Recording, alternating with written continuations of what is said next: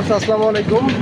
ভালো আটা পাওয়ার জন্য আপনারা 20 নাম্বার চাকি লাগাইতে পারেন। 20 নাম্বার চাকিতে সবচেয়ে আটা ভালো হয়। আটাটা সম্পূর্ণ ময়দার মতো হয় 20 নম্বর চাকিতে।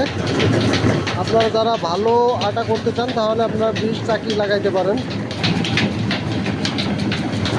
আর একটা 20 চাকি চালাইতে 25 থেকে 30 গোড়া মোটর লাগে। 20 গোড়া মোটরেও 20 চাকি চলে।